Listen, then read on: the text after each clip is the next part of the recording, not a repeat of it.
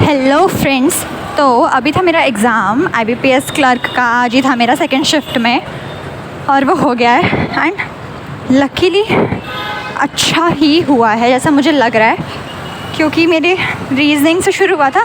इस बार पैटर्न नहीं, क्या बोलते हैं, सीक्वेंस चेंज है। रीजनिंग, इंग्लिश, उसके बाद मैथ्स आ रही है, तो सही है। मैथ्स के लिए थोड़ा सा टाइम मिल जाता है जल्दी स्पीड बढ़ाने का। रीजनिंग बहुत इजी थी एज़ यूजुअल, कुछ भी नहीं था उसमें, और 35 हो गए थे मेरे, मतलब जब तक टाइम ख़त्म होता तब तक हो गए थे 35। और ठीक थी, इतनी डिफ़िकल्ट भी नहीं बोल सकते, क्लर्क के लेवल के हिसाब से ठीक थी और कुछ भी नहीं था, जल्दी हो गई। उसके बाद आई इंग्लिश का पैसेज बहुत बड़ा बेकार सा लग रहा था मुझे, तो मतलब समझ आ रहा था पर दिक्कत हो रही थी तब भी उसको क्वेश्चन को आंसर करने में, थोड़े से कन्फ्यूजिंग सा था मेरे लिए।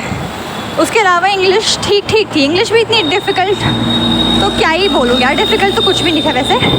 तो इंग्लिश में भी ऐसा था कि 15-16 नंबर तो ऐसा था कि कहीं नहीं गए थे तुम्हारे, उसके ऊपर जिसको गेन करना है उसके लिए था। इंग्लिश भी ठीक थी।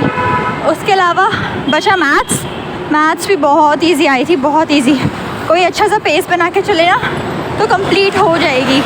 मेरी भी हो गई आज पहली बार, मतलब मैथ्स में भी 35 हुए, रीजनिंग में भी 35 हुए, और इंग्लिश में मैंने करे 27, जिसमें मुझे बिल्कुल भरोसा नहीं है इन 27 का, क्योंकि इंग्लिश थोड़े से मतलब नहीं है यार, इंग्लिश में हो जाती है गड़बड़, पता नहीं क्या। मेरे को अभी भी बहुत सारों में डाउट है, मैंने सब पता है मार्क कर रखे थे, आंसर करके मार्क फॉर रिव्यू।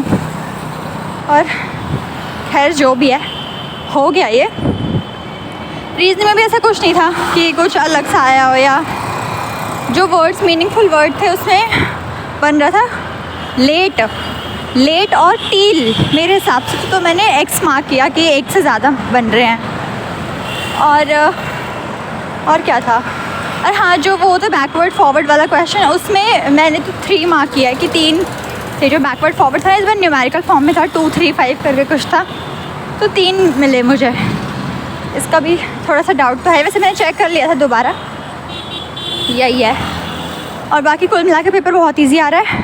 जैसे बोलते हैं कि सेकंड शिफ्ट में डिफ़िकल्ट आता है, मुझे पर्सनली तो नहीं लगा, डर लग रहा था मुझे कि कहीं डिफ़िकल्ट ना हो जाए या जो भी, पर ठीक है, कुछ भी नहीं था और हो गया। मुझे तो मैथ्स की बहुत ज़्यादा खुशी हो रही है, मेन बात कि मैथ्स में 35 करके आ गई मैं, कमाल ही कर दिया मैंने तो।